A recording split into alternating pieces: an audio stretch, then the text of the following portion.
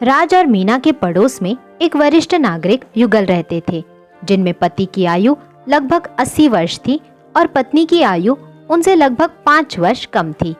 राज और मीना उन वरिष्ठ युगल से बहुत अधिक लगाव रखते थे और उन्हें दादा दादी की तरह सम्मान देते थे।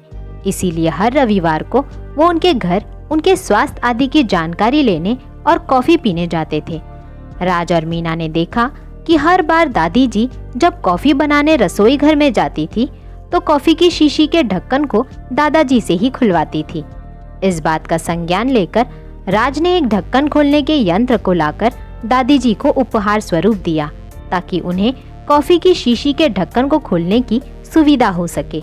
राज ने ये उपहार देते वक्त इस बात की सावधानी भी बरती कि दादाजी को इस उपहार का पता न चले। उस यंत्र के प्रयोग की विधि भी दादी जी को अच्छी तरह समझा दी थी। उसके अगले रविवार जब राज और मीना उन वरिष्ठ नागरिक के घर गए तो वो ये देख के हैरान हो गए कि दादी जी उस दिन भी कॉफी की शीशी के ढक्कन को खुलवाने के लिए दादाजी के पास लाई। राज और मीना ये सोचने लगे कि शायद दादी जी उस यंत्र का प्रयोग करना भूल गई या वो यंत्र काम नहीं कर रहा। जब उन्हें एकांत में अवसर मिला तो उन्होंने दादी जी से उस यंत्र के प्रयोग न करने का कारण पूछा। दादी जी के उत्तर ने उन्हें निशब्द कर दिया।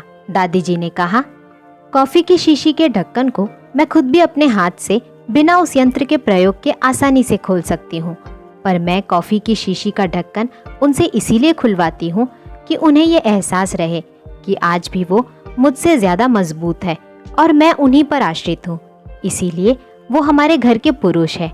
इस बात से मुझे भी ये लाभ मिलता है कि मैं ये महसूस करती हूँ कि मैं आज भी उन पर निर्भर हूँ और वो मेरे लिए आज भी बहुत महत्वपूर्ण व्यक्ति है। यही बात हम दोनों के स्नेह के बंधन को शक्ति प्रदान करती है। किसी भी युगल की एकजुटता ही उनके संबंध की बुनियाद होती है।